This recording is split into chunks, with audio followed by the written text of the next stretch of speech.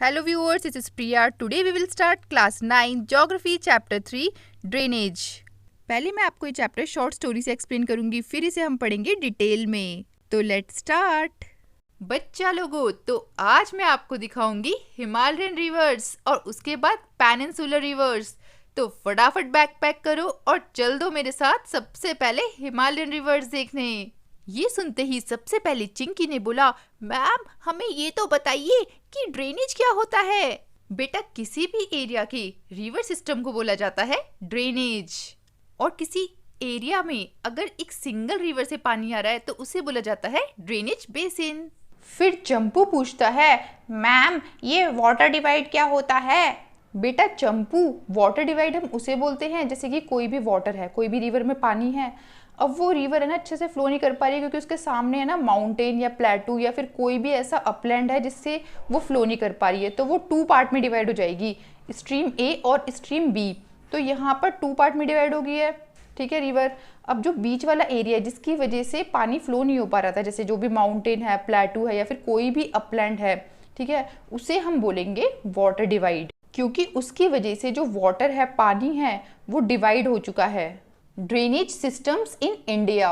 Indian rivers 2 major group में divided है, Himalayan rivers और पेनिनसुलर रिवर्स। तो सबसे पहले चलते हैं हम हिमालयन रिवर्स में। हिमालयन रिवर पेरिनियल होती है। पेरिनियल मतलब होता है कि जिसमें पूरे साल भर पानी रहता है। ये पानी या तो रेन की वजह से रहता है या फिर जो माउंटेन में स्नो होती है ना, उसके मेल्ट होने से जो पानी होता है वो रिवर में मिक्स हो जाता है, तो इस वजह से पूरे साल भर यहाँ में पानी रहता है। हिमालयन रिवर्स लॉन्ग कोर्सेज मतलब होता है लंबे रास्ते, तो ये लंबे रास्ते तय करती है, मतलब बहुत लंबे लंबे रास्ते से जाती हैं क्योंकि इसमें पानी बहुत ज़्यादा होता है। ये इंटेंसिव इरोजनल एक्टिविटी भी परफॉर्म करते हैं, जैसे कि जो वाटर होता है रिवर में, वो जहाँ से स्टार्ट होता है निकलना, उसे बोलते हैं हम सोर्स ऑफ रिवर और अपर कोर्स। और धीरे धीरे करके जब ये नीचे आता है पानी, तो अपने साथ साथ सिल्ट और सैंड लेते हुए आता है, मतलब कि रेत मिट्टी लेते हुए आता है।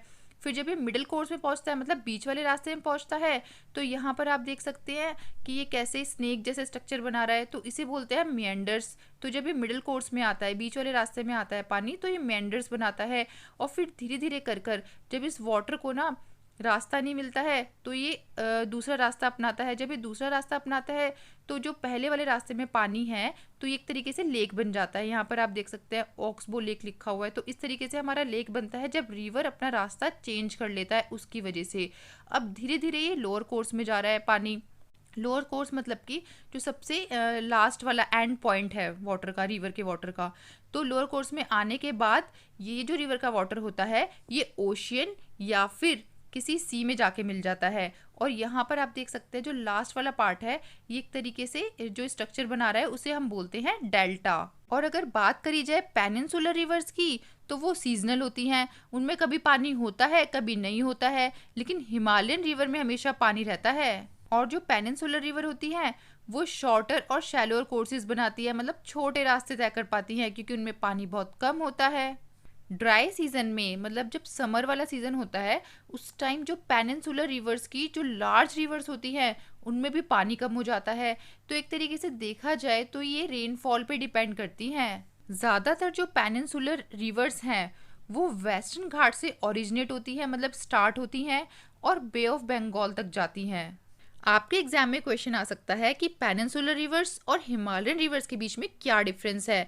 तो देखो, इसमें सबसे बड़ा डिफरेंस तो ये है कि जो हिमालयन रिवर है वो पेरिनियल होती है, उसमें पूरे साल भर पानी रहता है, लेकिन जो पेनिनसुलर रिवर है वो सीजनल होती हैं, वो सीजन पे डिपेंड करती हैं। अगर रेनी सीजन है तो उसमें बहुत पानी रहेगा, अगर समर सीजन है तो जो रिवर है वो सूख जाएंगी। हिमालयन रिवर में लॉन्ग कोर्सेज होते हैं, मतलब वो लंबे लंबे रास्ते तय करती है रिवर्स, लेकिन पेनिनसुलर रिवर्स जो होती है वो शॉर्टर कोर्सेज, मतलब कि जो छोटे रास्ते होते हैं वो तय करते हैं क्योंकि उनमें पानी बहुत कम होता है। The Himalayan rivers, major Himalayan rivers हैं the Indus, the Ganga and the Brahmaputra.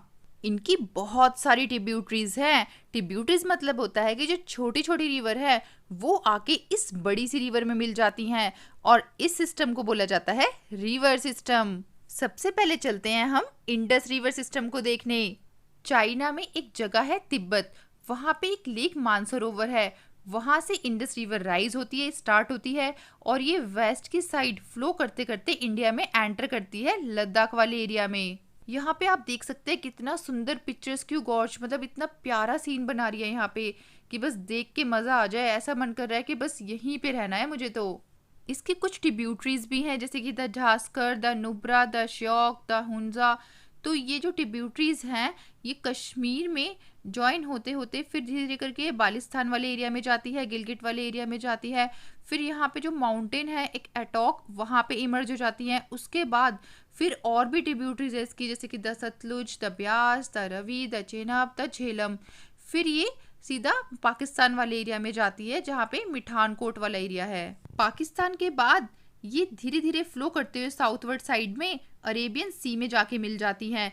इसकी टोटल लेंथ है 2900 किलोमीटर। इंडस रिवर वर्ल्ड की लॉन्गेस्ट रिवर्स में से एक है। इंडस रिवर का जो वाटर है वो कुछ ही स्टेट से होते हुए जाता है इंडिया में, जैसे कि लद्दाख, जम्मू कश्मीर, हिमाचल प्रदेश एंड पंजाब। ज़्यादातर पार्ट इसका पाकिस्तान वाले एरिया में है। इंडस की जो ट्रिब्यूटरीज हैं वो the Sutlej, the Beas, the Ravi, the Jhelum, the Jhelum, ये वाली इंपॉर्टेंट है, इनको अच्छे से लर्न करना है क्योंकि एग्जाम में यही पूछी जाती है। चलो अब चलते हैं गंगा रिवर को देखने। The Ganga river system.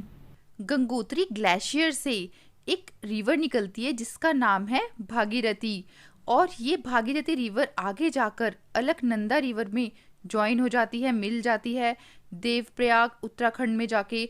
तो जब ये मिलती है ना भागीरथी और अलकनंदा एक दूसरे से उत्तराखंड में, तो इसे बोला जाता है गंगा रिवर। तो ऐसे बनी है गंगा रिवर। फिर जो गंगा रिवर है वो जब हरिद्वार पहुंचती है तो माउंटेन से प्लेन वाले एरिया में आ जाती है। गंगा रिवर में कुछ छोटी छोटी रिवर्स आके मिलती है जिसे हम ट्रिब्यूटरीज बोलते हैं। तो यहाँ पर कुछ ट्रिब्यूटरीज हैं जैसे कि the Yamuna, the Ghaghara, the Gandak and the Kosi. Ganga की जो ट्रिब्यूटरी है यमुना, वो हिमालय के यमुनोत्री ग्लेशियर से राइज होती स्टार्ट होती है और ये गंगा के पैरेलली फ्लो करती रहती है। यहाँ पे आप देख सकते हैं कि गंगा के पैरेलल फ्लो कर रही है, लेकिन ये जब राइट साइड जाती है तो इसे बोला जाता है कि राइट बैंक ट्रिब्यूटरी है क्योंकि राइट साइड जाके गंगा में मिल जाती है। और जहाँ पे ये मिली है उस एरिया को बोलते हैं प्रयागराज। प्रयागराज को पहले हम इलाहाबाद बोलते थे।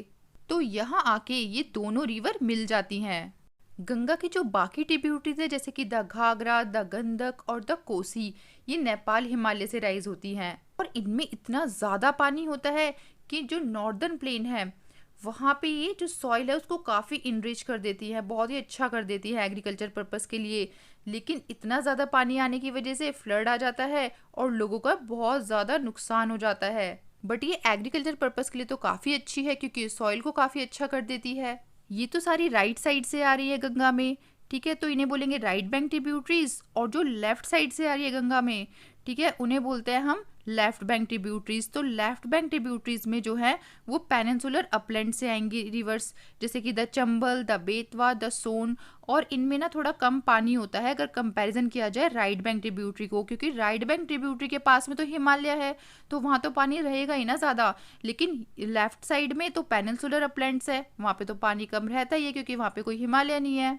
अब जो गंगा रिवर है वो ईस्ट साइड में फ्लो होते होते फरक्का जो कि वेस्ट बंगाल में है वहाँ वाले एरिया में जाती है।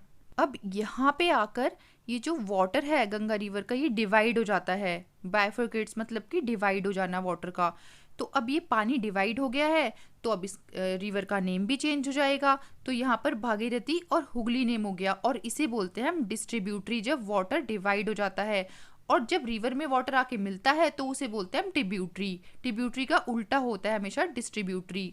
अब गंगा का वाटर डिवाइड हो गया है तो नेम भी चेंज हो गया इधर बंगाल वाले एरिया में। तो यहाँ पर अब बोला जा रहा है कि जो गंगा है उसका नाम चेंज करके भागीरथी और हुगली कर दिया है। तो अब जैसी जो भागीरथी रिवर है वो बांग्लादेश में ब्रह्मपुत्र को ज्वाइन करेगी, अगर ब्रह्मपुत्र रिवर से मिलेगी तो उसका नाम हो जाएगा मेघना। तो बांग्लादेश वाले एरिया में इसे बोलते हैं मेघना। धीरे धीरे करके इस रिवर का पानी बे ऑफ बंगाल में जाता है। बे ऑफ बंगाल में यहाँ पे डेल्टा बनाते हैं, इस डेल्टा का नाम है सुंदरबन डेल्टा। ये एक सुंदरी ट्री के नाम से पड़ा है सुंदरबन डेल्टा नेम। और यहाँ पे ना बहुत सारे टाइगर्स भी हैं तो यहाँ पे बोला जाता है कि ये होम है रॉयल बंगाल टाइगर का। गंगा रिवर की लेंथ है 2500 किलोमीटर। और वाटर डिवाइड का मतलब तो आपको पता ही है, जहाँ पे जो रिवर का वाटर है वो दो साइड में डिवाइड हो जाता है। तो एक अम्बाला जगह है, वहाँ से जो गंगा और जो इंडस है वो दोनों डिवाइड हो रही है, नहीं तो ये दोनों मिल जाती रिवर। ठीक है, अम्बाला की वजह से इन दोनों रिवर को डिवाइड होना पड़ा, इंडस और गंगा रिवर को। तो इसलिए हम अम्बाला को ये बोल सकते हैं कि ये वाटर डिवाइड की जगह पे लोकेटेड है। गंगा रिवर लार्ज मेंडर्स बनाती है क्योंकि बहुत बड़ी नदी है ये। अब चलते हैं हम ब्रह्मपुत्र रिवर को देखने, the Brahmaputra river system. Tibet में मानसरोवर लेक है, उसके ईस्ट साइड से ब्रह्मपुत्र रिवर राइज होती है और उसी के आसपास से कहीं से इंडस और सतलुज रिवर भी राइज होती है। ब्रह्मपुत्र रिवर से इंडस रिवर थोड़ी सी लंबी होती है। ये हिमालय से पैरेलल फ्लो होते होते नामचा बारवा वाली जगह पर आकर फिर ये यू टर्न लेती है, और जैसे ही यू टर्न लेती है ये इंडिया में एंटर कर जाती है। इंडिया में जब ये एंटर करती है तो सबसे पहले अरुणाचल प्रदेश में एंटर करती है। तो इंडिया में इसे हम दिहांग के नाम से जानते हैं। फिर इसकी और ट्रिब्यूटरीज हैं जैसे कि दिबांग और लोहित, इसमें मिलने के बाद फिर जब ये असम में आती है तो हम इसे ब्रह्मपुत्र बोलते हैं। इंटरेस्टिंग बात तो ये है कि ब्रह्मपुत्र को ज़ैंगपो बोला जाता है तिब्बत में और जमुना बोला जाता है बांग्लादेश में।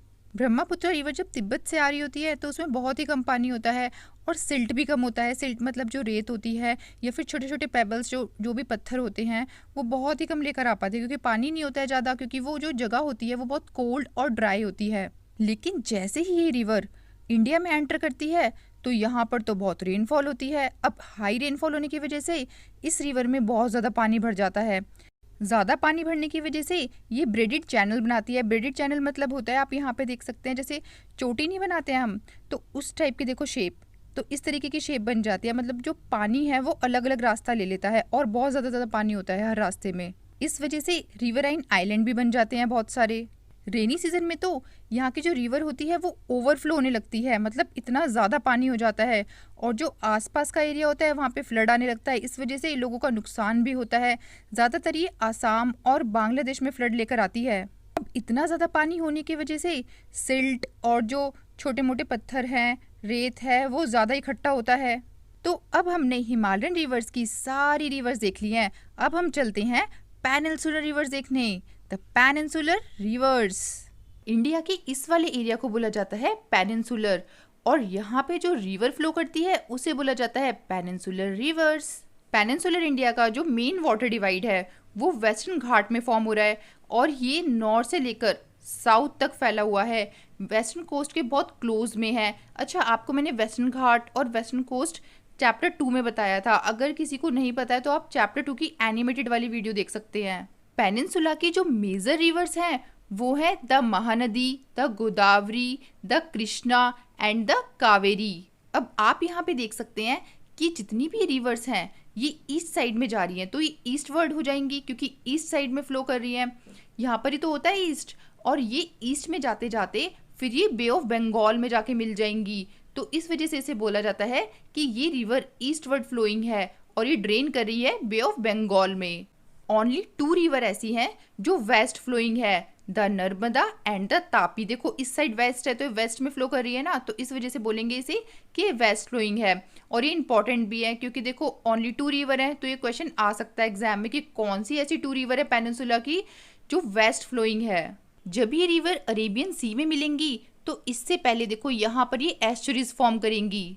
इतने में मोटूलाल बोलता है कि मैम ये डेल्टा और एस्चुरीज होता क्या है। ध्यान से सुनो मोटूलाल, ज्यादातर बच्चों को इसी में कंफ्यूजन होती है। जब रिवर फ्लो करती है और सी में जाके मिलती है तो यहाँ पर देखो जहाँ पे मिलेगी ना, तो इस पॉइंट को बोलते हैं एस्चुरीज।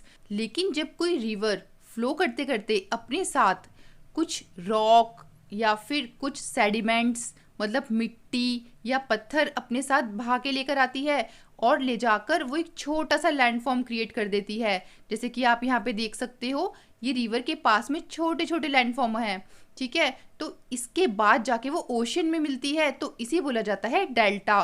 देखो प्रोसीजर तो दोनों का सेम है, जो एस्चुरी है वो भी जाके सीधा ओशन से मिल रही है और डेल्टा से जो पानी आ रहा है वो भी जाके सीधा ओशन में मिल रहा है। लेकिन डिफरेंस बस इतना ही है एस्चुरी और डेल्टा में इनके जो डेल्टा होते हैं वो लैंडफॉर्म बनाते हैं। जैसे यहाँ पर आप देख सकते हैं जो लैंडफॉर्म बने हैं इसी को बोलेंगे डेल्टा। लेकिन एस्चुरी में कोई भी लैंडफॉर्म नहीं बनता। एस्चुरी में तो रिवर डायरेक्ट ओशन से जाके मिल जाती है। अब वन बाय वन हम पेनिनसुलर रिवर को डिटेल में पढ़ेंगे। तो फर्स्ट है the Narmada basin. Narmada river Madhya Pradesh में अमरकंटक हिल है, वहां से राइज होती है, मतलब वहां से स्टार्ट होती है फ्लो होना। और ये फॉल्टिंग की वजह से रिफ्ट वैली से फ्लो करती है। फॉल्टिंग मतलब कि कुछ जो एरिया है वो जमीन में धंस गया है, देखो यहाँ पर, तो यहाँ से ये फिर रिफ्ट वैली बन गई है और वैली बन गई है तो फिर यहाँ से ही ये फ्लो होते हुए आती है।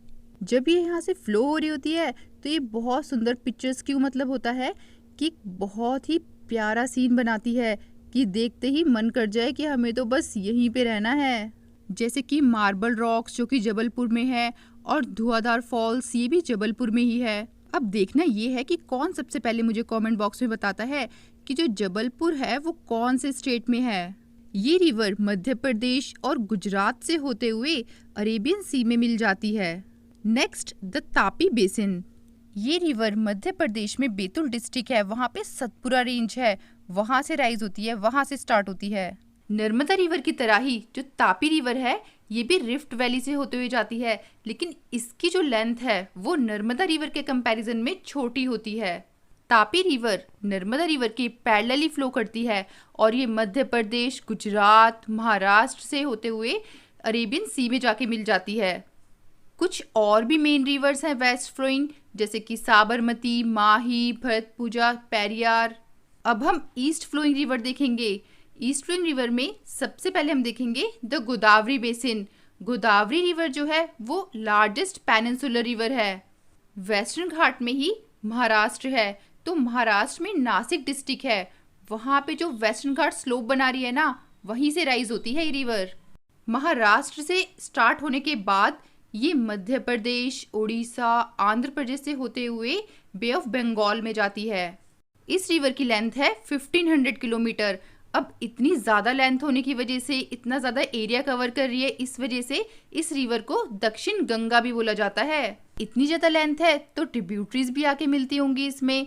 तो इसकी जो ट्रिब्यूटरीज है वो है the Purna, the Wardha, the Pranhita, the Manjra, the Wainganga and the Penganga. Next the Mahanadi basin. Mahanadi river Chhattisgarh के हाईलैंड से स्टार्ट होती है, मतलब राइज होती है, और ये महाराष्ट्र, छत्तीसगढ़, झारखंड, उड़ीसा वाले एरिया से फ्लो होते होते बे ऑफ बंगाल में चली जाती है। इसकी लेंथ है 860 किलोमीटर। अब हम कृष्णा बेसिन के बारे में देखते हैं। जो कृष्णा रिवर है वो महाबलेश्वर से स्टार्ट होती है, राइज होती है, और ये महाराष्ट्र, कर्नाटका, आंध्र प्रदेश से फ्लो होते होते बे ऑफ बंगाल में चली जाती है। इसकी लेंथ है 1400 किलोमीटर और इसकी जो ट्रिब्यूटरीज हैं वो है the Tungabhadra, the Koyna, the Ghataprabha, the Musi and the Bhima. अब हम चलते हैं कावेरी बेसिन के पास। The Kaveri basin. कावेरी जो रिवर है वो वेस्टर्न घाट में जो ब्रह्मगिरी रेंज है ना, वहाँ से राइज होती है, वहाँ से स्टार्ट होती है। ये स्टार्ट होते होते कर्नाटका, केरला, तमिलनाडु में ना एक जगह है कुड्डालोर, वहाँ के साउथ वाले पार्ट से यहाँ से ड्रेन हो जाती है बे ऑफ बंगाल में, मतलब बे ऑफ बंगाल में जाके मिल जाती है। और इसकी टोटल लेंथ है 760 किलोमीटर। और इसकी जो ट्रिब्यूटरीज हैं वो है अमरावती, भवानी, हेमवती और कबिनी। कावेरी रिवर इंडिया की सेकंड बिगेस्ट वाटरफॉल बनाती है, जिसका नाम है शिव समुद्रम फॉल्स। अभी तक हमने जो रिवर्स देखी हैं वो तो बड़ी बड़ी हैं। अब हम कुछ स्मॉल रिवर के बारे में भी देख लेते हैं, जैसे कि Damodar, the Brahmani, the Baitarani and the Subarnarekha. बहुत हो गया अब रिवर के बारे में। अब हम चलते हैं लेक्स पे। सबसे पहले हम देखेंगे कश्मीर का फेमस डल लेक। ये एक टूरिस्ट स्पॉट है, यहाँ पर लोग बोटिंग करने आते हैं, स्विमिंग करने आते हैं और काफ़ी सारे वाटर गेम्स भी खेलने आते हैं यहाँ पर। क्या आपको पता है जब ये लेक्स बहुत बड़े बड़े हो जाते हैं तो इनको बोला जाता है सी। अब लेक्स भी काफ़ी टाइप्स के होते हैं, जैसे कि ज़्यादातर जो लेक्स होते हैं वो परमानेंट होते हैं, मतलब उनमें साल भर पानी रहता है। लेकिन कुछ लेक ऐसे होते हैं जो सेमी एरिड होते हैं, मतलब कि रेनफॉल पे डिपेंड करते हैं। अगर रेन होगी तो उसमें पानी आएगा, और रेन नहीं होगी और समर सीजन होगा, बहुत गर्मी होगी, तो जो लेक है वो सूख जाएगा। और लेक्स तो आपको पता ही है कि कैसे बनते हैं। अगर कोई रिवर फ्लो कर रही है, फ्लो करते करते अगर वो रास्ता अपना चेंज कर लेते किसी वजह से, तो जब रास्ता चेंज करती है तो रास्ते में पानी छोड़ देती है और वो जो बचा हुआ पानी होता है उसी से बनता है लेक। मैंने आपको चैप्टर की स्टार्टिंग में ही बताया था कि ऑक्सबो लेक कैसे बनता है। इंडिया में बहुत सारे लेक हैं अलग अलग जगह पे। जैसे कि अगर हम कोस्टल एरिया की बात करें तो यहाँ पर है Chilika lake, Pulicat lake, Kolleru lake. कुछ लेक सीजनल होते हैं। सीजनल मतलब कि जब रेनफॉल होगी तभी उस लेक में पानी होगा, अदरवाइज नहीं। जैसे कि राजस्थान में द सांबर लेक। इस लेक का जो वाटर होता है बहुत सॉल्टी होता है, तो इस वजह से इसके वाटर से हम सॉल्ट बनाते हैं। तो सॉल्ट हमें इसी लेक से मिलता है। अगर बात करें फ्रेश वाटर लेक्स की तो वो तो हिमालय रीजन पे मिलता है, क्योंकि वहाँ पे जो वाटर होता है बहुत फ्रेश होता है। इंडिया की लार्जेस्ट फ्रेश वाटर लेक है द वुलर लेक और ये जम्मू कश्मीर में है। ये टेक्टोनिक एक्टिविटी से बनी है। टेक्टोनिक एक्टिविटी मतलब कि या तो कोई वॉल्केनो आया होगा या फिर अर्थक्वेक हुआ होगा या ज़मीन खिसक गई होगी, मतलब कुछ ना कुछ इस तरीके की एक्टिविटी हुई होगी, उससे बना है ये। इंडिया में और भी काफ़ी सारे फ्रेश वाटर लेक्स हैं, जैसे कि the Dal lake, Bhimtal, Nainital, Loktak, Barapani. Natural lakes के अलावा डैम से भी लेक्स बनाए जाते हैं, जैसे कि गुरु गोविंद सागर भाखड़ा नांगल प्रोजेक्ट जो है। अब देखते हैं लेक्स के एडवांटेजेस। देखो, ड्यूरिंग रेनी सीजन, जब रेनी सीजन होता है ना तो उस टाइम ये फ्लड से प्रिवेंट करती है, और ड्राई सीजन में ये मेंटेन करती है वाटर के फ्लो को। हाइडल पावर को भी डेवलप करने में हेल्प करती है ये, और सराउंडिंग आसपास का जो क्लाइमेट है उसको भी मॉडरेट करके रखती है, और एक्वेटिक इकोसिस्टम को भी मेंटेन करती है। नेचुरल ब्यूटी भी एनहेंस होती है इस वजह से। कितना अच्छा लगता है ना लेक के आसपास, और इस वजह से टूरिज्म होता है वो भी डेवलप होता है। लोग आते हैं, घूमते हैं, फिरते हैं यहाँ पर। Role of the rivers in the economy. River important है हम लोगों की लाइफ में, क्योंकि एक नेचुरल रिसोर्स है। और अगर हम अपनी हिस्ट्री में देखें तो पहले के टाइम पे लोग रिवर के आसपास रहना पसंद करते थे, जिससे कि रिवर के पानी को ईजिली यूज कर सके। रिवर के पानी जो होता है वो इरिगेशन में, नेविगेशन में, हाइड्रो पावर जनरेशन में यूज होता है। और हमारी जैसी कंट्री इंडिया, जहाँ पर एग्रीकल्चर मेजर सोर्स है लाइवलीहुड का, वहाँ पे तो पानी का बहुत ही ज़्यादा यूज़ है, क्योंकि पानी नहीं तो एग्रीकल्चर नहीं। Next, river pollution. काफ़ी एरिया में रिवर का पानी ज़्यादा यूज़ होता है, जैसे कि डोमेस्टिक, म्युनिसिपल, इंडस्ट्रियल, एग्रीकल्चर में। तो इस वजह से जो रिवर का वॉल्यूम है, पानी है, वो कम होता जा रहा है। बात पानी लेने की भी नहीं है, चलो तुम पानी ले लो रिवर से, लेकिन उसको गंदा तो मत करो। रिवर पोल्यूशन भी हो रहा है। जो इंडस्ट्रियल एफ्लुएंट्स हैं, मतलब जो भी गंदगी निकलती है इंडस्ट्री से, वो सारी रिवर में ऐसे ही बहा देते हैं, और सीवेज की गंदगी भी ऐसे ही बहा देते हैं वाटर में। तो जो रिवर है वो गंदी हो रही है। इतना ज़्यादा पोल्यूशन हो गया है रिवर में कि जो रिवर है ना उसकी सेल्फ क्लिनजिंग कैपेसिटी भी ख़त्म हो चुकी है। सेल्फ क्लिनजिंग मतलब होता है कि जो रिवर होती है वो कुछ टाइम बाद है ना अपने आप को धीरे धीरे करके खुद ही साफ़ कर लेती है, लेकिन पोल्यूशन इतना ज़्यादा है कि वो अपने आप को साफ़ भी नहीं कर पा रही है। जैसे कि जो गंगा रिवर है ना, वहाँ पे अगर कचरा डालते थे लोग, तो लोगों ने कचरा डाला, तो उसके बाद है ना वो फ्लो होते होते जब 20 किलोमीटर तक पूरा कंप्लीट कर लेती थी, तो 20 किलोमीटर पे अगर आप जाके देखोगे ना तो एकदम साफ़ हो जाती थी। तो वो धीरे धीरे करके फ्लो होती जाती थी और गंदगी को साफ़ करती जाती थी। आपने देखा भी होगा रिवर के ना आसपास कचरा डला होता है, तो वो रिवर ये करती है, फ्लो करते करते वो आसपास मतलब साइड साइड से कर देती है सारा कचरा, और फ्लो होते होते आगे जाकर एकदम बिल्कुल साफ़ हो जाती है। लेकिन पोल्यूशन इतना ज़्यादा है, कचरा इतना ज़्यादा फेंका हुआ है रिवर में कि वो अपने आप को साफ़ भी नहीं कर पा रही है। गवर्नमेंट भी काफ़ी सारे एक्शन प्लान लेती है रिवर्स को साफ कराने के लिए, जैसे कि एक प्लान है गंगा एक्शन प्लान, 1985 में लॉन्च हुआ था ये। अगर आपको अपने आसपास कोई रिवर को गंदा करते हुए दिखता है या वाटर को वेस्ट करते हुए दिखता है, तो उसे रोकना है कि हमें रिवर गंदी नहीं करनी है, और हमें पानी को भी वेस्ट नहीं करना है। जितना यूज़ करना है उतना ही लेना है। अगर हम सब मिलके चाहेंगे तो रिवर का पॉल्यूशन खत्म हो सकता है। तो सेव वाटर, सेव अर्थ। ये कोई ऐड नहीं है, आपको एक बहुत ही इम्पोर्टेंट इन्फॉर्मेशन देनी है। एजुकेशन को इजी और अफोर्डेबल बनाने के लिए हमने एक इम्पोर्टेंट स्टेप लिया है। आपके लिए हमने रेडी करा है स्पेशल कंटेंट जो आपके एग्जाम में बहुत हेल्प करेगा। इसमें आपको मिलेंगे चैप्टर वाइज टेस्ट पेपर, हर चैप्टर के नोट्स, साथ में कंबाइंड टेस्ट पेपर्स और प्रायोरिटी डाउट क्लियरिंग। इसके साथ साथ और भी बहुत सारे बेनिफिट्स आपको मिलने वाले हैं, सिर्फ और सिर्फ 299 के मेंबरशिप प्राइस में। सब्सक्राइब के साथ में ज्वाइन के बटन पे क्लिक करके आपको ये मेंबरशिप परचेज करनी है। ये प्राइस लिमिटेड टाइम के लिए है। अरे वाह भैया, इतने कम प्राइस में इतनी सारी चीजें, मैं तो अभी मेंबर बन जाता हूँ। ये थी इस चैप्टर की शॉर्ट स्टोरी। अब हम इसे पढ़ेंगे डिटेल में। Chapter 3 drainage. ड्रेनेज वर्ड आपने पहले भी सुना होगा, तो पहले जो सुना है आपने ड्रेनेज वर्ड के बारे में वो ये सुना होगा कि जैसे कोई गटर होता है, उसमें पानी जाता है तो उस जो वाटर का सिस्टम है उसे बोला जाता है ड्रेनेज, या नाला या नाली, इन सब चीज़ों को बोला जाता है ड्रेनेज। लेकिन इस चैप्टर में हम पढ़ेंगे कि जो रिवर सिस्टम होता है किसी भी एरिया को, उसे बोला जाता है ड्रेनेज। तो इस चैप्टर में मैं जब भी ड्रेनेज वर्ड का यूज़ करूँगी तो आप समझ जाना मैं उस एरिया के रिवर सिस्टम की बात कर रही हूँ। बहुत सारी रिवर जैसे कि इस साइड से आ रही हूँ और इस साइड से फ्लो कर रही है, और यहाँ आके सारी रिवर ये मिल रही है। इसके बाद मिलने के बाद ये फ्लो होते होते ओशियन में, जैसे ये ओशियन है हमारा, ओशियन, ठीक है, इसमें मर्ज हो रही है, इसमें आ रही है। तो इस सिस्टम को बोला जाता है, इस वाले एरिया को बोला जाएगा ड्रेनेज बेसिन, क्योंकि यहाँ पे सारी रिवर्स आके मिक्स हो रही हैं। तो आपको ये भी पता चल चुका है कि ड्रेनेज बेसिन क्या होता है। अब हम नेक्स्ट देखते हैं वाटर डिवाइड। यहाँ पे देखो फिगर भी दी हुई है वाटर डिवाइड की। देखो जैसे कि यहाँ से ना वाटर आ रहा है, तो कुछ वाटर यहाँ चले जाएगा और कुछ वाटर यहाँ चले जाएगा, तो वाटर जो है डिवाइड हो गया है। कुछ स्ट्रीम ए में चले गया है, इसे स्ट्रीम ए बोला गया है, और कुछ स्ट्रीम बी में चले गया है पानी।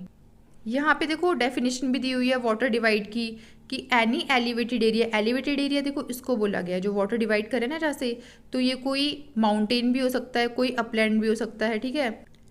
तो ये एरिया सेपरेट कर रहा है 2 ड्रेनेज बेसिन में इसको, ठीक है। एक यहाँ पे स्ट्रीम ए और एक ये स्ट्रीम बी हो गई, तो 2 पार्ट्स में डिवाइड कर रहा है ना इसको, तो इसे ही बोला जाता है वाटर डिवाइड। वर्ल्ड की सबसे लार्जेस्ट ड्रेनेज बेसिन है अमेजोन रिवर। देखो ये फिगर मैंने अलग से ली है, ये बुक में नहीं है। तो यहाँ पे आप देख सकते हैं कि इसमें कितनी सारी रिवर आके मर्ज हो रही हैं। तो ये पूरा जो बेसिन है इसे बोला गया है Amazon basin. Amazon basin India में नहीं है, ये साउथ अमेरिका में है। तो यहाँ पे आप मैप से ही पहचान गए होंगे कि साउथ अमेरिका का मैप है। Drainage systems in India. अब इंडिया में ड्रेनेज सिस्टम कैसा है वो हम देखेंगे, वो भी डिटेल में। इंडियन रिवर्स 2 मेजर ग्रुप में डिवाइडेड है, Himalayan reverse and peninsular reverse. Himalayan rivers में हम जो हिमालय के पास में रिवर्स हैं इनके बारे में पढ़ेंगे हम, और पेनिनसुलर रिवर में हम ये वाला जो एरिया है पूरा इसके बारे में पढ़ेंगे कि यहाँ पे कौन कौन से रिवर है जो वाटर के साथ है। देखो यहाँ वाटर है, यहाँ भी वाटर है, और यहाँ पूरे में वाटर है ना, तो वाटर के आसपास वाले एरिया को बोला जाता है, जो ये वाला पूरा एरिया है पेनिनसुलर। तो इसमें कौन कौन से रिवर है वो हम पढ़ेंगे। तो 2 टाइप के रिवर सिस्टम है इंडिया के, हिमालयन और पेनिनसुलर। सबसे पहले हम पढ़ेंगे हिमालयन रिवर्स के बारे में। देखो जो हिमालयन रिवर्स होती है ना, उनमें पानी पूरे साल भर रहता है, तो इसे बोलते हैं पेरिनियल। तो पेरिनियल रिवर्स होती है यहाँ पर कि कभी पानी खत्म ही नहीं होता, क्योंकि यहाँ की रिवर्स में पानी रेन से आता है, और जो बहुत बड़े बड़े माउंटेन्स होते हैं ना, उनमें जो स्नो होती है वो मेल्ट होके पानी की फॉर्म में, वाटर के फॉर्म में रिवर में आ जाती है। तो वाटर तो कभी खत्म हो ही नहीं सकता यहाँ पे। हिमालय की 2 मेजर रिवर्स हैं, the Indus and the Brahmaputra. इसको मैं आपको मैप में दिखाती हूँ। देखो ये है हिमालय वाला पार्ट। अब यहाँ पे ये जो रिवर दिख रही है ये है इंडस रिवर, यहाँ पे देखो लिखा भी है ये इंडस रिवर। और ब्रह्मपुत्रा यहाँ से स्टार्ट होती है, और देखो ये आ गई इंडिया में इस साइड, ये वाला पार्ट जो है ब्रह्मपुत्रा का है। तो ये है हमारी इंडस रिवर, और यहाँ पे है ये ब्रह्मपुत्र रिवर। हिमालयन रिवर जो होती हैं वो लॉन्ग कोर्सेज मतलब लंबा रास्ता तय करती हैं। इस फिगर में आप देख सकते हैं जॉर्ज की फिगर है। जॉर्ज मतलब होता है कि जैसे यहाँ पर ये हिमालय है और यहाँ पे हिमालय है, और इसके बीच में से रिवर जा रही है, देखो इसको कट करते हुए, ठीक है। तो इन दोनों हिमालय के बीच में से रिवर जा रही है, इसको बोलेंगे हम जॉर्ज। तो अब ये जो रिवर्स हैं ये क्या करती हैं कि अपने साथ साथ है ना सिल्ट और सैंड, मतलब जो मिट्टी वगैरह होती है वो पानी के साथ साथ बहकर चली आती है। मिडल और लोअर कोर्सेज में जो रिवर्स होती है वो मेंडर्स, ऑक्सबो लेक, ये सब क्रिएट करती है। देखो मैं आपको फिगर से बताती हूँ। यहाँ पर आप इस फिगर में देख सकते हैं ये सोर्स ऑफ रिवर है, यानी कि पानी यहाँ से स्टार्ट हुआ है ना, तो ये हो गया पूरा अपर कोर्स, ये मिडल कोर्स, और इसके लास्ट में जो है ये लोअर कोर्स। इसको 3 पार्ट में से डिवाइड कर दिया गया है।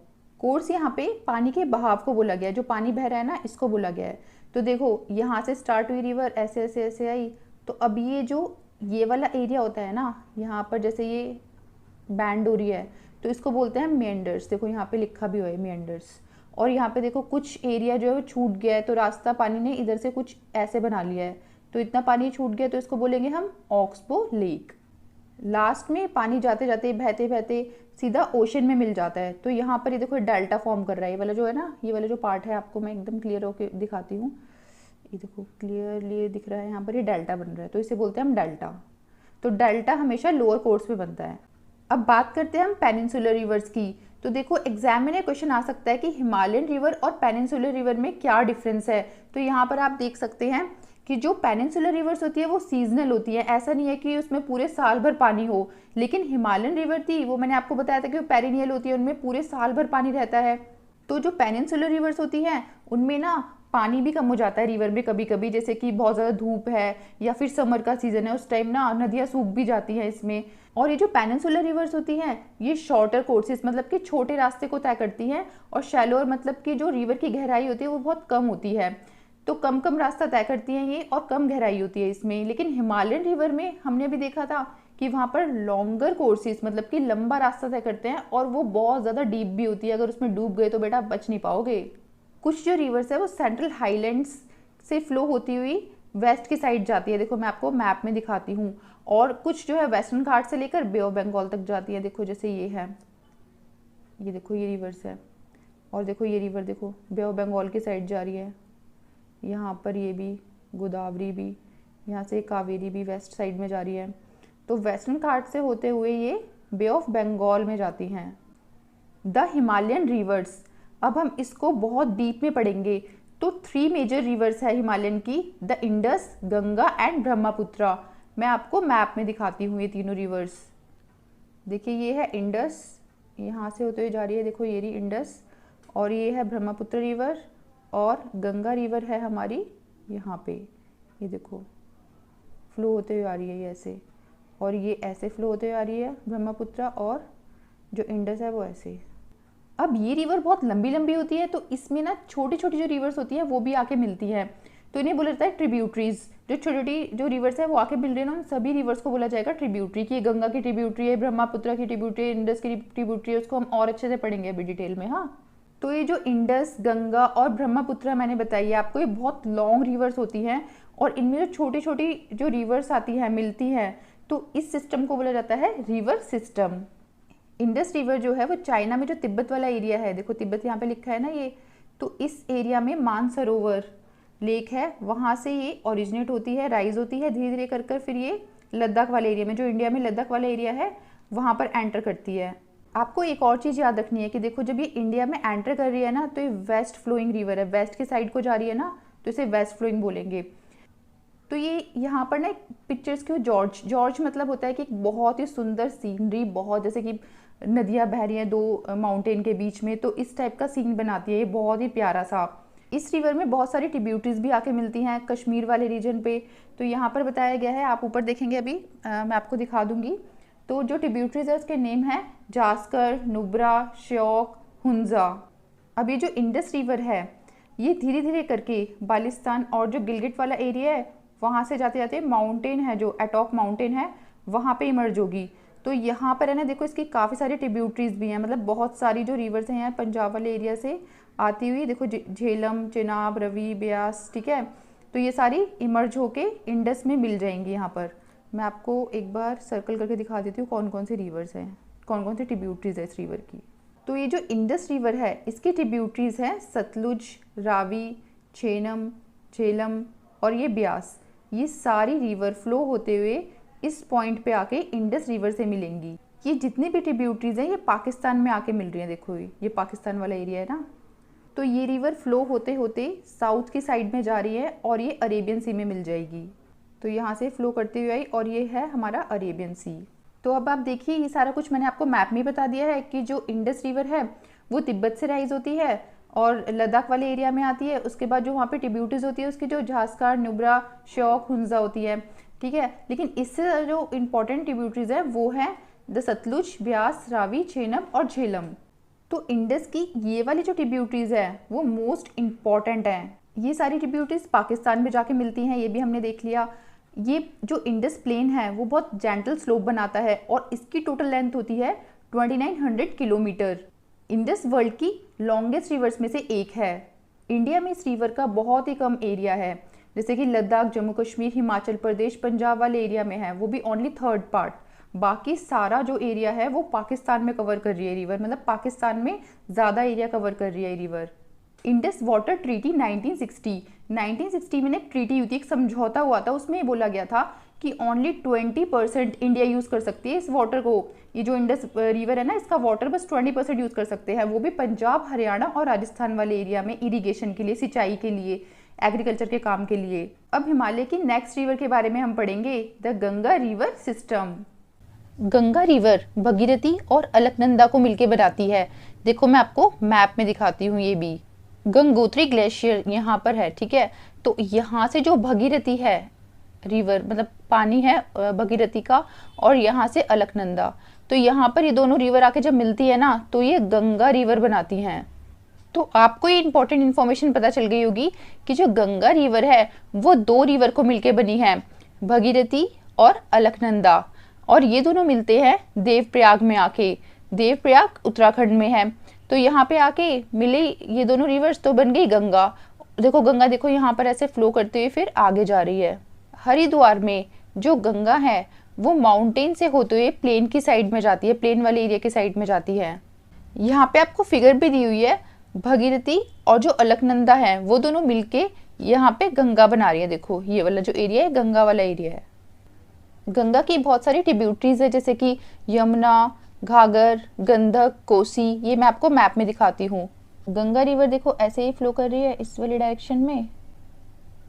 अब जो गंगा की ट्रिब्यूटरीज है वो है यमुना, यमुना आके मिल रही है गंगा में, और घाघर और गंडक, और यहाँ पे है ये कोसी।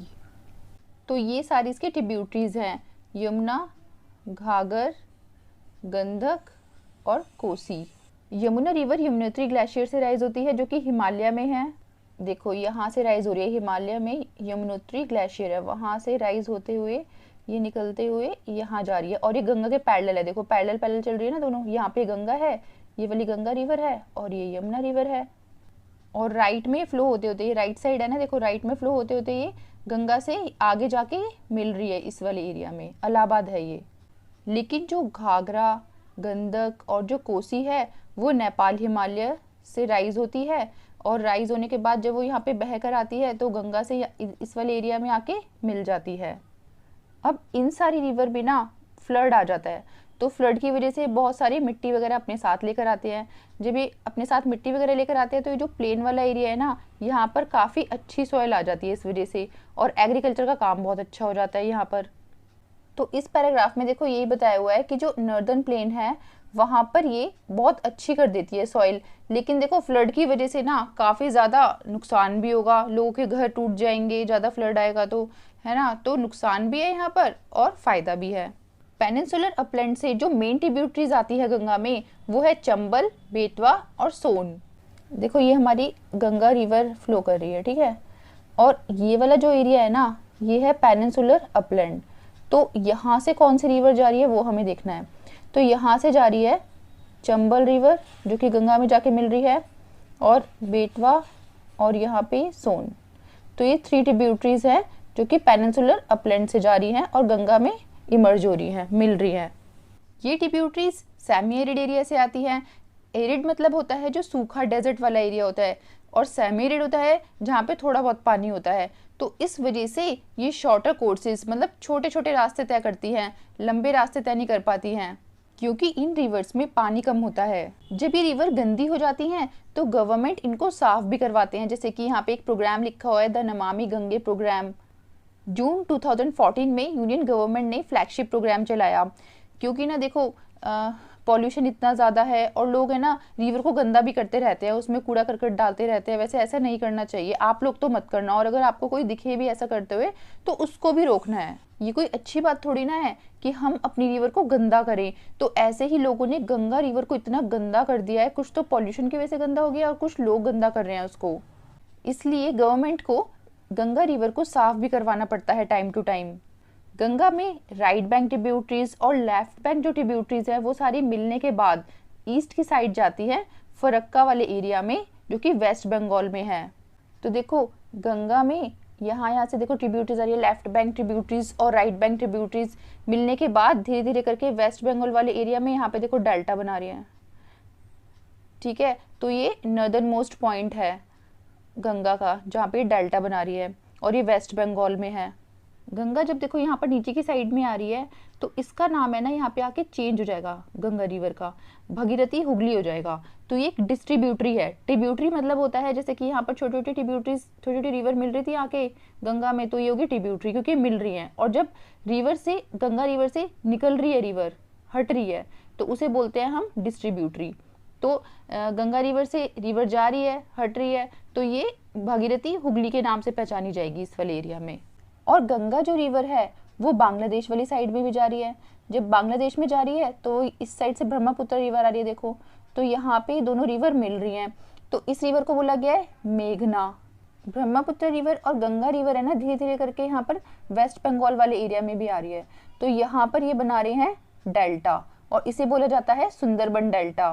तो यहाँ पे इस पैराग्राफ में यही लिखा हुआ है कि जो भागीरथी हुगली है वो डिस्ट्रीब्यूटरी है गंगा की। डिस्ट्रीब्यूटरी मतलब मैंने आपको बता दिया, जैसे कि अगर कोई एक मेन रिवर है उसमें अगर बहुत सारी रिवर आके मिल रही हैं तो ये होता है ट्रिब्यूटरी, और अगर एक मेन रिवर है वहां से बहुत सारी रिवर जा रही हैं तो उसे बोलते हैं डिस्ट्रीब्यूटरी।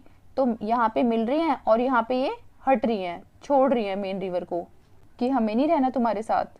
यहाँ पे देखो यही बताया हुआ है कि जो ब्रह्मपुत्र और गंगा रिवर मिलती हैं बांग्लादेश में उसे मेघना बोला जाता है, और जब ये दोनों रिवर मिलके वेस्ट बंगाल वाली साइड में आती हैं तो ये सुंदरबन डेल्टा बनाती है। सुंदरबन डेल्टा जो नेम है ना वो सुंदरी ट्री से बना है, और यहाँ पर ना रॉयल बंगाल टाइगर का होम है, घर है। यहाँ के टाइगर को बोला जाता है royal Bengal tiger. Ganga river की जो लेंथ है वो है 2500 किलोमीटर। आप 3 पॉइंट फिगर में भी देख सकते हैं, मतलब जो मैप है ना देखो यहाँ पर मैप में भी दिखाया हुआ है। देखो ये जो लेंथ है पूरी गंगा रिवर की वो 2500 है। गंगा रिवर जो इंडस और गंगा रिवर निकल रही है ना उसके बीच में वाटर डिवाइड है, वो अंबाला वाला एरिया है। देखो यहाँ पर मैं आपको मैप में दिखाती हूँ, यहाँ पे देखो ये इंडस रिवर निकल रही है और यहाँ पर ये गंगा रिवर निकल रही है, तो इसको ये वाटर डिवाइड कर रहा है, इधर और इधर डिवाइड हो रहा है ना देखो पानी, तो इस वाले एरिया को बोला जाएगा अंबाला। तो अंबाला से लेकर सुंदरबन तक ये 1800 किलोमीटर का रास्ता तय करते हैं। ठीक है, और यहाँ पर ना काफी सारे स्लोप भी हैं। स्लोप मतलब होता है जैसे कि आप इस टाइप का होता है देखो स्लोप, तो जो स्लोप है उसकी जो हाइट होती है वो 300 मीटर होती है। मतलब कि जो गंगा रिवर के आसपास जो भी स्लोप बनेंगे वो उनकी हाइट होगी 300 मीटर्स। तो ज़्यादा बड़े बड़े स्लोप तो होते नहीं है, इस वजह से जो रिवर होती है वो ऐसे ऐसे बहते हुए जाती है, मतलब मेंडर्स बनाती है। मेंडर्स ये वाला एरिया होता है ना, इस वाले एरिया को बोलते हैं मेंडर्स, तो मेंडर्स बनाते हुए जाती है रिवर। नेक्स्ट हिमालय की रिवर है the Brahmaputra river system. Brahmaputra river Tibet से निकलती है, चाइना में है तिब्बत। देखो यहाँ से राइज हो रही है ब्रह्मपुत्र रिवर, निकल रही है यहाँ से, तो ये ना ईस्ट ऑफ मानसरोवर लेक है इस साइड। ब्रह्मपुत्र देखो यहाँ से राइज हो रही है, और इंडस भी यहाँ से इसके पास में से राइज हो रही है, और सतलुज भी देखो यहीं से। तो ये जहाँ से इंडस और सतलुज राइज होती है, निकलती है रिवर, वहीं से उसी के पास में ही एक मानसरोवर लेक है। तो मानसरोवर लेक के ईस्ट साइड से ये फ्लो हो रही है ब्रह्मपुत्र, और फ्लो होते होते इस डायरेक्शन में आ रही है।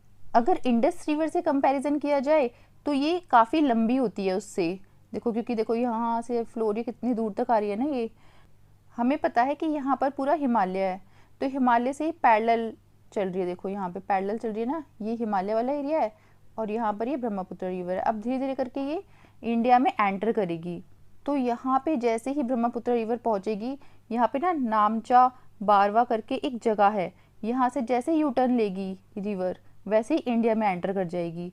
अब इंडिया में ये वाला एरिया अरुणाचल प्रदेश, अरुणाचल प्रदेश में पहले एंटर करती है ब्रह्मपुत्र रिवर। अब जब इंडिया में एंटर करेगी ब्रह्मपुत्र रिवर तो यहाँ पे और भी काफ़ी सारी रिवर हैं जो कि इसमें जाके मिलेंगी, ब्रह्मपुत्र रिवर में जाके मिलेंगी। तो जो ब्रह्मपुत्र है उसकी ट्रिब्यूटरीज हैं दिहांग, देखो यहाँ पे लिखा है दिहांग, लोहित, ठीक है, ऐसे ही एक और है दिबांग। तो और भी काफ़ी सारी ट्रिब्यूटरीज है। जब जो ब्रह्मपुत्र रिवर है देखो फ्लो करते करते ऐसे आएगी, आसाम वाले एरिया में भी आएगी, तो आसाम में भी काफ़ी सारी ट्रिब्यूटरीज है। तो ये सब कुछ मैंने अब आपको मैप से बता दिया है कि जो इंडस रिवर है उससे ज़्यादा लंबी है ब्रह्मपुत्र रिवर, और जो नामचा बारवा जगह है वहाँ से यू टर्न लेती है, तब जाके इंडिया में एंटर करती है ब्रह्मपुत्र रिवर, और अरुणाचल प्रदेश में सबसे पहले आती है, फिर धीरे धीरे करके आसाम वाले एरिया में जाती है।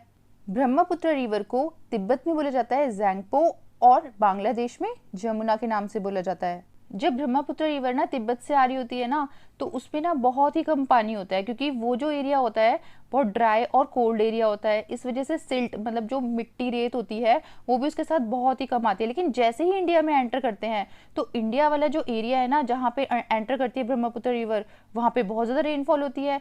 तो यहाँ आते ही इस नदी में, इस रिवर में इतना पानी भर जाता है कि बस पूछो मत, कि बहुत सारा सिल्ट रेत मिट्टी ये अपने साथ बहा के ले आती है। The Brahmaputra has a braided channel.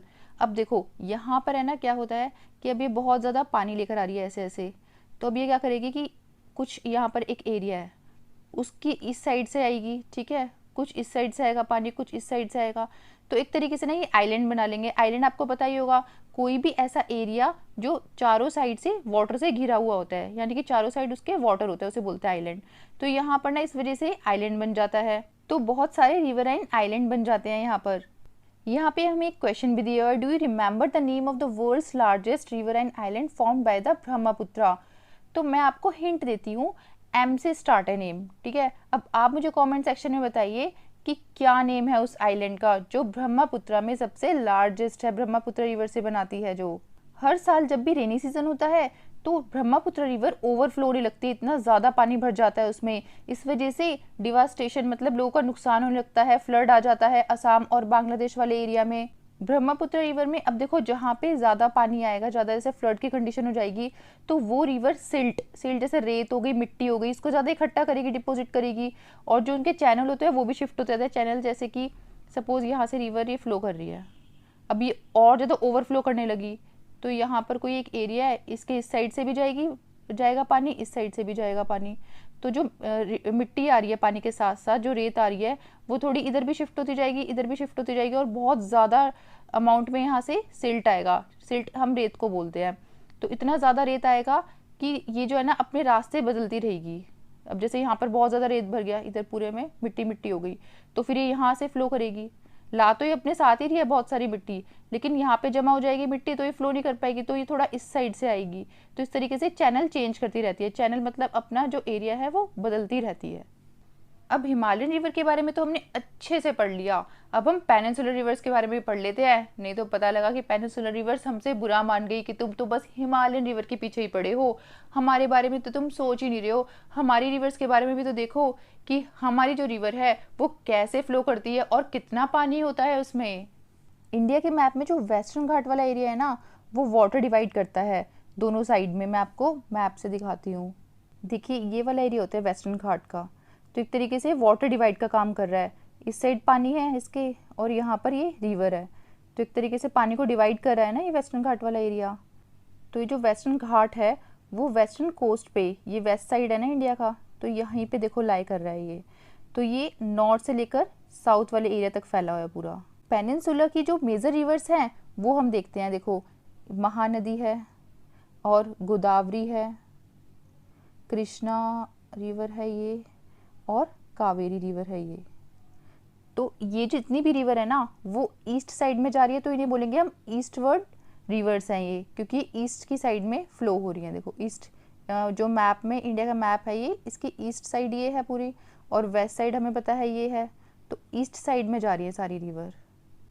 अगर एग्जाम में क्वेश्चन आए कि ईस्ट साइड में पेनिनसुलर रिवर जो है वो कौन कौन सी है, तो आप नेम लिखना महानदी, गोदावरी, कृष्णा और ये कावेरी, क्योंकि देखो ईस्ट साइड में ही फ्लो हो रही है, और बे ऑफ बंगाल में ड्रेन हो रही है। देखो बे ऑफ बंगाल ये है ना, तो यहीं पर आकर सारी ये नदियाँ मिल रही हैं, तो इसमें मिक्स हो रही हैं ओशियन में यहाँ पर। अगर बात करें वेस्ट साइड की कि वेस्ट की साइड कौन सी फ्लो हो रही है पेनिनसुलर रिवर, तो वो है नर्मदा। एक सेकेंड में आपको मैप से दिखाती हूँ। वो है ये नर्मदा, देखो वेस्ट की साइड जा रही है, और तापी रिवर भी वेस्ट की साइड जा रही है। तो देखो ये वाली है ना नर्मदा, और ये तापी रिवर है। वेस्ट में जाके दोनों रिवर एस्चुरीज बना रही है। एस्चुरीज मतलब होता है कि जब जो रिवर्स हैं वो ये जो सी होता है इसके वाटर से मिल जाए, तो यहाँ पर रिवर का जो पानी है वो सी में मिल रहा है, तो यहाँ पर ये एस्चुरीज फॉर्म कर रही है, इसे बोलते हैं एस्चुरीज। यहाँ पे देखिए लिखा भी हुआ है कि the Narmada and the Tapi are the only long rivers which flow west and make estuaries. But जितनी भी पेनिनसुलर रिवर्स हैं उनका साइज बहुत छोटा होता है क्योंकि यहाँ पे पानी बहुत कम होता है, लेकिन जो हिमालयन वाली रिवर थी वो बहुत लॉन्ग होती हैं और क्योंकि उनमें पानी बहुत ज़्यादा होता है।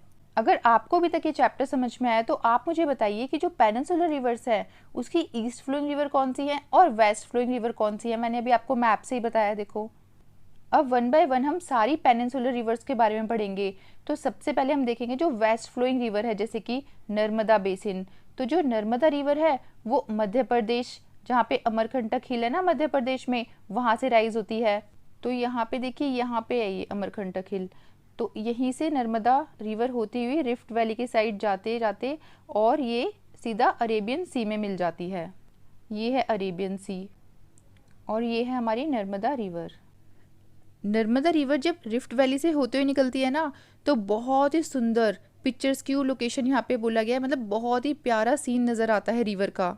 नर्मदा रिवर जब जबलपुर में पहुँचती है तो उसके आसपास बहुत प्यारे प्यारे अच्छे से मार्बल रॉक्स भी होते हैं और धुआंधार फॉल्स भी बनाती है ये। आप मुझे कमेंट सेक्शन में बताइए कि कौन कौन मध्य प्रदेश में रहता है और किस किस ने धुआंधार फॉल्स देखा है। नर्मदा रिवर को साफ़ करने के लिए भी काफ़ी सारी स्कीम्स बनाई गई हैं गवर्नमेंट के द्वारा, जैसे कि यहाँ पे लिखा हुआ है नमामि देवी नर्मदे। तो मध्य प्रदेश में जो रिवर है इसको कंजर्व करने के लिए, बचाने के लिए, जिससे कि लोग गंदा ना करें रिवर को। नर्मदा रिवर की जो ट्रिब्यूटरीज है वो बहुत छोटी छोटी हैं और नर्मदा रिवर है ना मध्य प्रदेश से होते हुए गुजरात में जाती है। Next the Tapi basin. तो तापी रिवर भी वेस्ट फ्लोइंग है, वेस्ट के साइड में फ्लो करती है। मध्य प्रदेश में बैतूल डिस्ट्रिक्ट है, वहाँ पे ना सतपुरा रेंजेस हैं, तो वहीं से राइज होती है तापी रिवर। अब देखो ये नर्मदा रिवर थी और ये है तापी रिवर। तो तापी रिवर नर्मदा रिवर के पैरेलल ही जा रही है, लेकिन ये छोटी है नर्मदा रिवर के कंपैरिजन में देखा जाए तो। और यहाँ पे ये कवर कर रही है 3 स्टेट, मध्य प्रदेश, गुजरात एंड महाराष्ट्र। यहाँ पे जो कोस्ट के पास, ये जो वाटर का साथ वाला एरिया होता है ना, इसे कोस्ट बोलते हैं। तो यहाँ पे जो कोस्टल रिवर होती है ना वो बहुत छोटी छोटी होती हैं क्योंकि जाके सीधा वो सी में मिल रही हैं। तो यहाँ पे कुछ रिवर्स हैं जो वेस्ट फ्लोइंग रिवर है, जैसे कि साबरमती, माही, तो यहाँ पर ही हैं वो साबरमती और माही।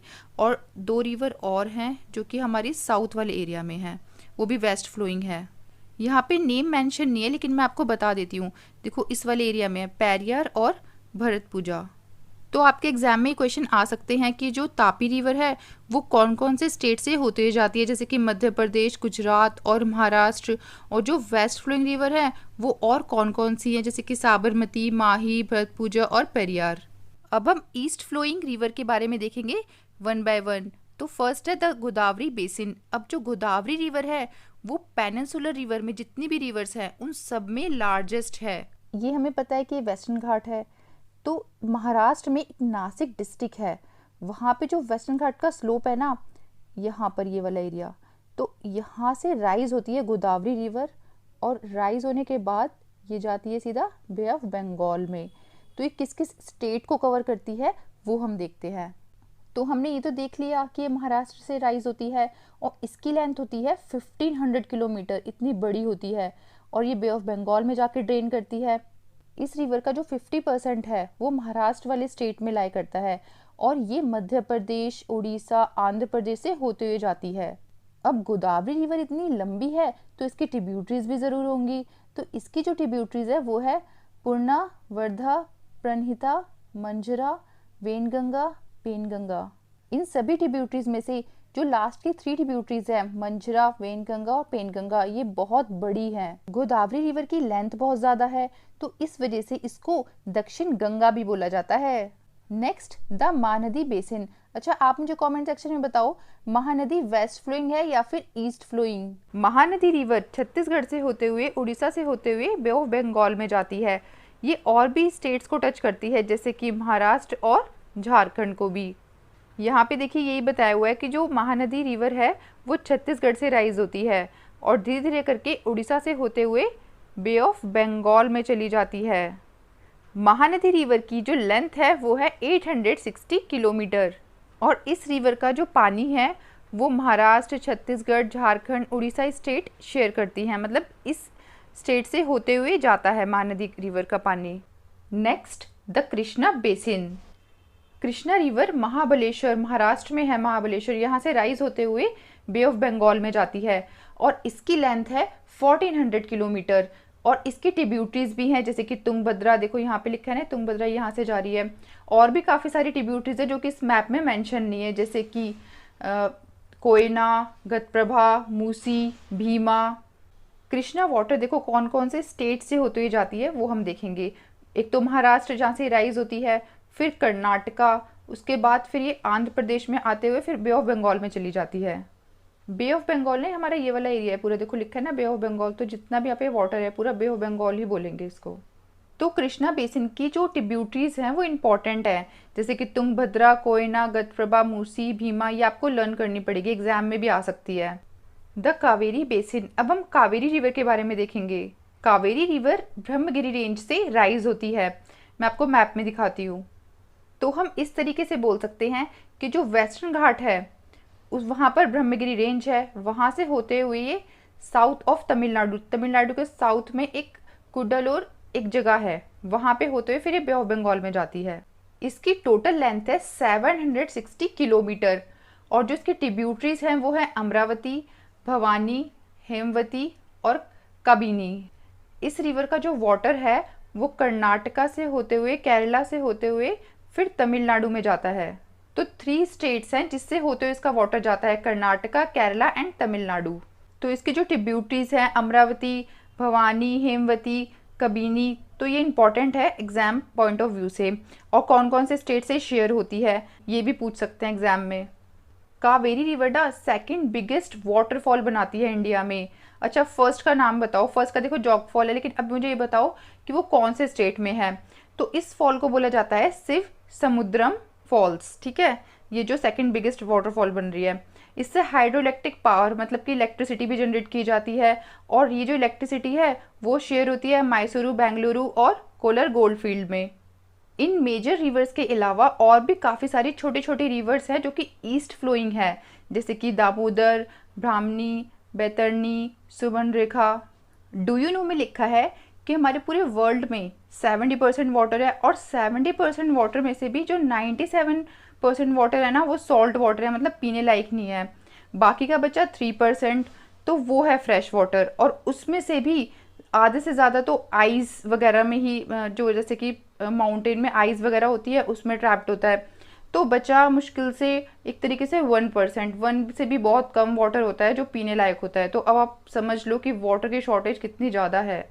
अब हम पढ़ेंगे लेक्स के बारे में। आपने वैली ऑफ कश्मीर का नाम तो सुना होगा, वहाँ पे फेमस डल लेक है और यहाँ पे ना जो टूरिस्ट हैं उनको ही काफ़ी सारी चीज़ें अट्रैक्ट करती है, जैसे कि हाउस बोट्स, शिकाराज। तो जो टूरिस्ट है ना वो यहाँ पर बोटिंग करने आते हैं, स्विमिंग के लिए आते हैं, वाटर गेम्स खेलने आते हैं। तो जो लेक होता है वो काफ़ी अच्छा स्पॉट होता है एक टूरिस्ट के लिए। आप खुद ही इमेजिन करिए कि अगर श्रीनगर, नैनीताल और भी काफ़ी सारी जो जगह है जहाँ पे लेक है, अगर लेक हो ही ना तो फिर जो टूरिस्ट है वो कैसे आएंगे वहाँ पर, कोई अट्रैक्ट ही नहीं होगा, कोई जाएगा ही नहीं वहाँ पर। तो लेक्स की काफ़ी ज़्यादा इम्पोर्टेंस है टूरिस्ट पॉइंट ऑफ व्यू से और भी काफ़ी सारे इसके यूजेस हैं, अभी हम आगे देखेंगे। अच्छा आप मुझे कमेंट सेक्शन में बताइए क्या आप किसी लेक पर गए हैं क्या। यहाँ पे देखो पिंक बॉक्स में दिया हुआ है कि जब लेक्स बहुत बड़ी बड़ी हो जाती हैं तो फिर वो सी बन जाती है, जैसे कि कैस्पियन सी, डेड सी। इंडिया में बहुत सारी लेक हैं और उनके साइज़ भी डिफरेंट डिफरेंट है, कोई बड़ी है कोई छोटी है। तो कुछ जो लेक्स होती है वो परमानेंट होती हैं, उसमें पूरे साल भर पानी भरा रहता है, लेकिन कुछ जो होती है वो रेनी सीजन में ही भरती हैं, उन्हें बोला जाता है सेमी एरिड, मतलब कि कभी पानी होता है उनमें कभी नहीं होता है, क्योंकि वो रेन पे डिपेंड करती है। कुछ लेक्स में ग्लेशियर और आइस शीट से वाटर आता है। ग्लेशियर उन्हें बोला जाता है जो बर्फ वाले, आइस वाले जो माउंटेन होते हैं ना उसमें से जब आइस मेल्ट होती है तो फिर इस लेक में पानी आता है। और कुछ जो लेक्स हैं उसमें वाटर आता है विंड और रिवर की हेल्प से। अब तो आपको पता चल गया होगा कि जो लेक्स है उनमें वाटर कहाँ कहाँ से आता है। अब देखो लेक्स बनते कैसे हैं, जैसे कि यहाँ से वाटर आ रहा है, अब ये मेंडरिंग बन रहा है, देखो यहाँ पर। तो अब ये मेंडरिंग बनते बनते अब ये कुछ जगह को ये छोड़ दिया इस वाटर ने, ठीक है, यहाँ से चले गए। अब यहाँ से वाटर जा रहा था ना, फिर ये वाटर यहाँ से जाएगा, तो अब धीरे धीरे कर कर कुछ जो यहाँ वाला एरिया होगा वो सूख जाएगा, तो कुछ ऐसा बन जाएगा। इस एरिया ने रिवर को छोड़ दिया है, टच नहीं है रिवर से, तो अलग से ही वाटर बन गया ना यहाँ पर, तो ये हो गया लेक, और इसे बोलते हैं हम ऑक्सबो लेक्स। और जो स्पिट्स और बार्स होते हैं वो लैगून फॉर्म करते हैं कोस्टल एरिया में। यहाँ पे एग्जाम्पल बताएं कुछ लेक के, जैसे Chilika lake, Pulicat lake, Kolleru lake. कुछ लेक्स जो होते हैं वो सीजनल होते हैं, जैसे कि सांबर लेक राजस्थान में है ये, क्योंकि यहाँ पे कभी पानी होता है कभी नहीं होता है, और यहाँ का जो वाटर होता है वो बहुत सॉल्टी होता है, इस वजह से ना यहाँ से ना जो नमक होता है, जो सॉल्ट होता है, वो भी लेते हैं। ज्यादातर लेक में जो फ्रेश वाटर होता है वो हिमालयन रीजन की वजह से होता है, क्योंकि जो हिमालयन रीजन है वो ग्लेशियल ओरिजिन है, वहाँ पे ग्लेशियल है, तो जो आइस होती है हिमालय पे वो मेल्ट होके रिवर और लेक में मिल जाती है, तो वो बहुत फ्रेश होता है वो वाला पानी। इन अदर वर्ड्स, अगर दूसरे शब्दों में देखा जाए तो जो हिमालय है वहाँ पे ग्लेशियल है, मतलब एक तरीके से बर्फ़ जमी हुई है। अब वो जो बर्फ़ है वो धीरे धीरे करके नीचे खिसकती हुई आएगी और गड्ढों में जम जाएगी। फिर जो स्नो है, जो भी बर्फ़ है, आइस है, स्नो है, जब वो मेल्ट होगी, पिघलेगी, तो वो उस गड्ढे में एक तरीके से पानी भर जाएगा, तो वो लेक का फॉर्म ले लेती है। तो इस तरीके से जो ग्लेशियर्स हैं वो लेक में पानी दे पाते हैं, ग्लेशियर की वजह से लेक में पानी आ पाता है। कुछ लेक जो है वो टेक्टोनिक एक्टिविटीज़ की वजह से बनते हैं, जैसे कि यहाँ पे एग्जाम्पल बताया गया है द वुलर लेक, ये जम्मू एंड कश्मीर में है। तो देखो टेक्टोनिक मतलब होता है, जैसे कि यहाँ पे मैं आपको बताती हूँ, ये जैसे कि ज़मीन है कोई भी, ठीक है, तो अब ये बीच में से क्रैक हो रही है, ये वाला एरिया है पूरा, और ये बीच में से क्रैक हो गया। अब ये क्रैक हुआ है तो यहाँ पर ये बीच में स्पेस बचेगा। अब ये जो स्पेस बचेगा तो यहाँ पे पानी भरता जाएगा, अब पानी भरेगा तो वो लेक बनते जाएंगे, तो इस तरीके से लेक बनता है। तो अगर किसी भी क्रैक की वजह से कोई भी गड्ढा बनता है, उसमें लेक बनता है, तो उसे हम बोलते हैं tectonic activity. It is the largest fresh water lake in India. और भी काफ़ी सारे लेक हैं जिसमें फ्रेश वाटर होता है, जैसे कि Dal lake, Bhimtal lake, Nainital, Loktak, Barapani. Loktak lake की यहाँ पे इमेज भी दी हुई है, देखो। अपार्ट फ्रॉम नेचुरल लेक्स, अब कुछ लेक ऐसे होते हैं जो कि नेचुरल नहीं होते, जो डैम की वजह से बनते हैं। अब डैम हमें पता है कि जो इलेक्ट्रिसिटी होती है उसको भी जनरेट करती है, तो इस तरीके से जो डैम से लेक बनते हैं उससे भी हम इलेक्ट्रिसिटी को जनरेट कर सकते हैं, हाइडल पावर जनरेशन हो सकता है उससे भी। जैसे कि यहाँ पे एक बताया गया है Guru Gobind Sagar Bhakra Nangal project. Lakes are of great value to human beings. अब देखो जो लेक्स हैं वो किस तरीके से हेल्प करते हैं हम लोगों की। एक तो वो रिवर में जो फ्लो होता है उसको रेगुलेट करते हैं, और जब हैवी रेन आती है तो वो फ्लड से हमें प्रिवेंट करते हैं, और ड्राई सीजन में देखा जाए तो वो वाटर का जो फ्लो होता है उसको मेंटेन करके रखते हैं, जिससे कि अगर पानी की कमी हो तो हम लोग लेक से जाके ले ले पानी। लेक से हम हाइडल पावर मतलब इलेक्ट्रिसिटी को भी जनरेट कर सकते हैं, और ये क्लाइमेट को भी मॉडरेट करके रखता है। जैसे आप लेक के आसपास बैठेंगे ना तो आपको बहुत मॉडरेट क्लाइमेट लगेगा, ना ज़्यादा गर्मी लगेगी ना ज़्यादा सर्दी लगेगी, बहुत अच्छा सा क्लाइमेट होता है। और ये एक्वेटिक इकोसिस्टम को भी मेंटेन करके रखता है, मतलब जो फिशेस वगैरह होती हैं वो उस लेक के जो पानी में आराम से रह पाती हैं, और नेचुरल ब्यूटी को भी एनहेंस करता है, क्योंकि देखो लेक के आसपास कितना अच्छा लगता है ना, बहुत नेचुरल ब्यूटी टाइप लगता है। और टूरिज्म के लिए भी काफ़ी अच्छा है ये, रिक्रिएशन मतलब इंजॉयमेंट के लिए भी बहुत अच्छा है ये। तो अगर आपको कभी भी मौका मिले तो आप भी लेक में घूम कर आना। Role of rivers in the economy. अब देखो जो रिवर है उसकी बहुत फंडामेंटल मतलब बहुत ज़्यादा इंपॉर्टेंस है ह्यूमन हिस्ट्री को भी देखा जाए तो, क्योंकि पहले के टाइम पे क्या होता था, जितने भी लोग रहते थे वो सारे रिवर के आसपास ही रहते थे, क्योंकि देखो वो एक तरीके से हमारा नेचुरल रिसोर्स है, हमें वाटर मिल रहा है, अगर हम पानी के पास में रहेंगे तो लोग जो है ना वो सेटलमेंट मतलब कि रहना पसंद करते थे वाटर के आसपास ही, और जितनी बिग सिटीज़ होती थी वो सारी रिवर के आसपास ही सेटल होती थी। जैसे कि आप अब आज के टाइम पे भी देख सकते हो जो भी बिग सिटी है वो रिवर के आसपास ही होती हैं। रिवर्स जो है वो इरिगेशन सिंचाई के लिए, और नेविगेशन मतलब एक जगह से दूसरी जगह जाना होता है तो उसके लिए, हाइड्रो पावर जनरेशन मतलब कि इलेक्ट्रिसिटी जनरेट करने के लिए भी बहुत इंपॉर्टेंट है, इसी से ही होता है सब कुछ। अगर बात करें इंडिया की तो एग्रीकल्चर एक मेजर सोर्स है लाइवलीहुड जीने का, तो अब एग्रीकल्चर के लिए पानी भी चाहिए, और पानी चाहिए तो हमें रिवर भी आसपास चाहिए ही होगी, जिससे कि हम पानी इजीली ले सके। River pollution. अब देखो जो वाटर होता है उसकी डिमांड हर जगह है, चाहे डोमेस्टिक, चाहे घर की बात करो, चाहे म्यूनसिपल, चाहे इंडस्ट्रियल या फिर एग्रीकल्चर की, तो पानी तो हर जगह चाहिए। अब पानी हम ज़्यादा यूज़ करेंगे तो फिर रिवर में तो कम हो जाएगा ना वाटर। यहाँ पे देखो लिखा भी है कि अगर हम ड्रेन आउट करेंगे इतना सारा रिवर से वाटर तो वहाँ का जो वॉल्यूम है पानी का वो कम हो जाएगा। अब एक प्रॉब्लम तो ये है कि जो रिवर है उसमें से पानी कम होता जा रहा है क्योंकि हम लोग बहुत ज़्यादा यूज़ कर रहे हैं पानी का। दूसरी साइड एक और प्रॉब्लम है कि जो रिवर है उसके पानी को गंदा किया जा रहा है, जैसे कि इंडस्ट्रियल एफ्लुएंट्स, मतलब कि जो इंडस्ट्री होती है उसमें से जितना भी कचरा निकलता है, जितनी भी गंदगी निकलती है वो सारा रिवर में जा रहा है। इस वजह से रिवर गंदी होती जा रही है। और अनट्रीटेड सीवेज, मतलब कि जो भी कूड़ा करकट है उसको रिवर में ही डाल रहे हैं, तो इससे रिवर और ज़्यादा गंदी हो रही है।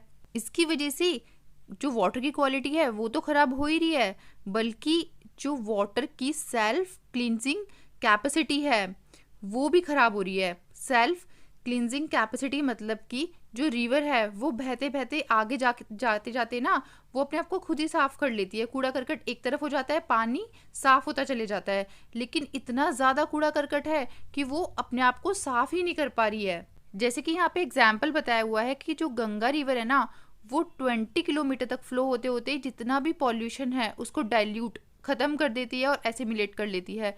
बट जो सिटीज़ हैं वो इतनी ज़्यादा इंक्रीज़ हो रही है, जो अर्बनाइजेशन, इंडस्ट्रियलाइजेशन, ये सब चीज़ें इतनी ज़्यादा इंक्रीज़ हो रही है कि जो गंगा रिवर है वो अपने आप को पॉल्यूशन फ्री कर ही नहीं पा रही है, अपनी रिवर के पानी को ठीक कर ही नहीं पा रही है, क्योंकि अब इतना ज़्यादा कूड़ा करकट हो रहा है। आसपास जितने भी है रिवर के लोग अपना घर बसा रहे हैं तो वो कूड़ा करकट डाल रहे हैं। रिवर को साफ करने के लिए काफ़ी सारे एक्शन प्लान्स भी चले हैं। क्या आपने किसी एक्शन प्लान के बारे में सुना है? देखो यहाँ पर ये बॉक्स में दिया हुआ है, Ganga action plan. Ganga action plan बनाया गया जिससे कि जो गंगा रिवर है उसको साफ किया जाए। ऐसे ही हमारी कंट्री में काफ़ी सारे एक्शन प्लान बनाए गए हैं रिवर को साफ करने के लिए, क्योंकि अगर रिवर में पानी गंदा होगा तो अगर वो गंदा पानी अगर हम पियेंगे तो हमारी हेल्थ पे इफेक्ट पड़ेगा, ठीक है, हम बीमार पड़ जाएंगे। तो हमारे लिए भी फ्रेश वाटर बहुत ज़रूरी है। तो अगर आप किसी को देखें वाटर को गंदा करते हुए तो आपको उसी टाइम एक्शन लेना है और उसको मना करना है कि पानी को गंदा ना करें। अच्छा, आप मुझे कमेंट सेक्शन में बताइए कि आपके स्टेट में कौन कौन सी रिवर हैं। इसी बात पे चैप्टर होता है हमारा finish. If you like this video please share with your friends. Thank you.